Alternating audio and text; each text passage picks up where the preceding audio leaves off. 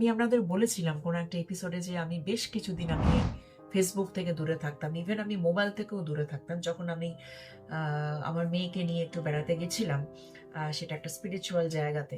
ভালো খারাপ দুটো নিয়েই কিন্তু আমাদের জীবন। যখন যার ভালো সময় থাকছে, গুড টাইম, তখন তাকে ব্যাড টাইমটাও ফেস করতে হবে। আবার যখন ব্যাড টাইম চলছে বা শুরু হচ্ছে কারোর জীবনে, তখন তার লাইফে আবার গুড টাইম চলে আসে। আসলে কি জানেন, প্রতিটা কাজই কিন্তু ইম্পর্টেন্ট। সেটা কাজের কোনো ছোট কাজ বা বড় কাজ আমার কিন্তু মনে হয় না।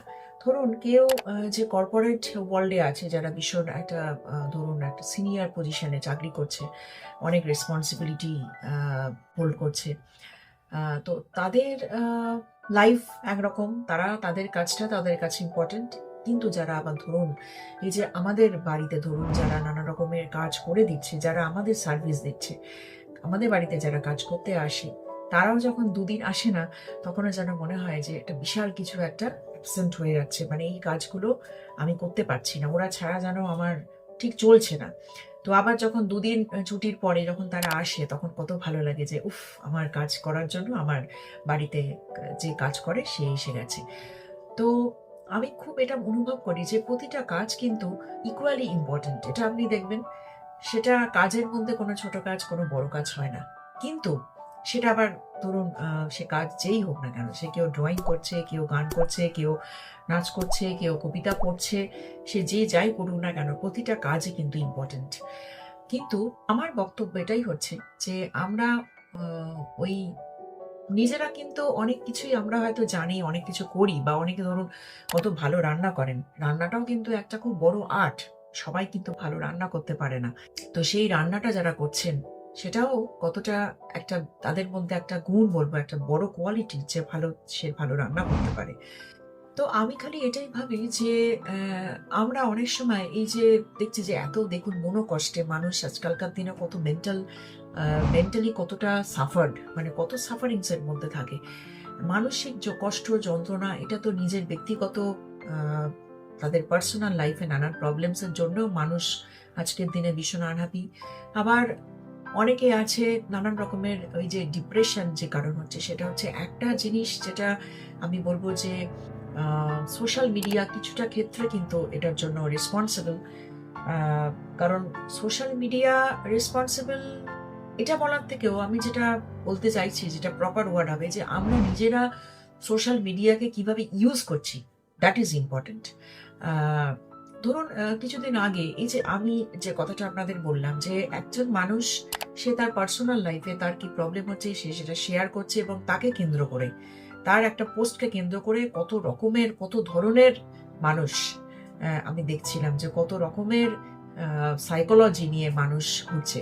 কিন্তু প্রতিটা মানুষ যদি তারা নিজেদের নিজেদের দিকে তাকায়, তখন দেখা যাবে যে কত নিজেদেরও কিন্তু কত কিছু করণীয় আছে পৃথিবীতে। সেদিকে কিন্তু ফোকাস না করে কে কি করছে, কে কি বলছে, সেই দিক দিয়ে আমরা খুব বেশি আমাদের সময়টাকে কিন্তু ওদিকেই আমাদের ওয়েস্ট হচ্ছে, আমরা টাইমটাকে ওদিকে ওয়েস্ট করছি। তো আমি একদিন এরকম ফেসবুক অ্যাক্সেস করতে করতে আমি এই ধরনের যখন পোস্টগুলো দেখি, আমার একটাই জিনিস হয় যে এগুলো দেখে তো আমার কোনো অ্যাচিভমেন্ট হচ্ছে না। কে কি করছে না করছে, কে কি বলছে না বলছে, সেগুলোকে দেখে আমার নিজের, আমি যখন পার্সোনালি আমাকে জিজ্ঞেস করছি যে আমি এটা থেকে আমার কি লাভ হচ্ছে, বা what am I achieving out of this, তখন আমি দেখি যে না, একটা বিগ জিরো আনসার হচ্ছে। আমি একদিন ওই ফেসবুক যেখানে সার্চ করে, সেখানে আমি দেখলাম যে আমি একদিন দেখি ঠাকুরমা স্বামীজির প্রসঙ্গে আমি কিছু ভালো পোস্ট ওখানে কিছু আছে কিনা, বা ওখান থেকে কিছু আমি যেটা আমার কাজে লাগবে। তো আমি একদিন ওটাই সার্চ করলাম। আমি দেখলাম যে প্রচুর প্রচুর জিনিস ওখানে আছে, এবং আমার খুব খুব প্রিয় কিছু স্বামীজি মহারাজ আছেন, যাদের নানান রকমের স্পিচ সেখানে আমি দেখেছি।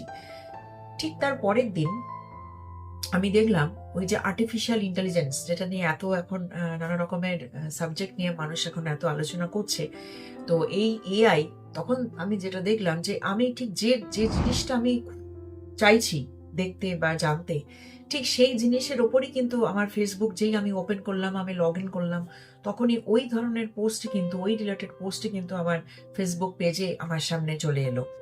এবং আমি সেটা দেখে এত আনন্দ পেলাম, তখন আর কে কি করছে, কে কি বলছে, কে কোথায় যাচ্ছে, সেই পোস্টগুলো কিন্তু আমার কাছে আর এলোই না। এবং আমি যখনই ফেসবুক ওপেন করি তখন আমি দেখি যে আমি সেই পোস্টগুলোই কিন্তু আমি দেখতে পাচ্ছি। তার মানে হচ্ছে যে এটা কিন্তু শুধু ধরুন সোশ্যাল মিডিয়ার প্রবলেম তা কিন্তু নয়। এটা আমি যেটা উপলব্ধি করেছি যে আমরা কিভাবে সোশ্যাল মিডিয়াটাকে ইউজ করছি, সেই প্ল্যাটফর্মটাকে আমরা কিভাবে ইউজ করছি, সেটা কিন্তু ইম্পর্টেন্ট। বা ধরুন এই যে আমি আপনাদের সঙ্গে যখন কথা বলি, বা এই যে আপনাদের যে গান শোনাচ্ছি, বা আপনারা যে তার পরিপ্রেক্ষিতে আমাকে যে অনেক কিছু লেখেন, আপনারা যে কমেন্ট করেন, তো এইটা আমার আনন্দটা হয় যে আপনাদের আমি কিছু দ্বারা আমি আপনাদের সেবা করতে পারছি। এটা আমি কখনো বলবো না যে আপনাদের আমি আনন্দ দিতে পারছি। আমি কেউই নই। আমার কোনো ক্ষমতাই নেই আপনাদের আনন্দ দেওয়ার।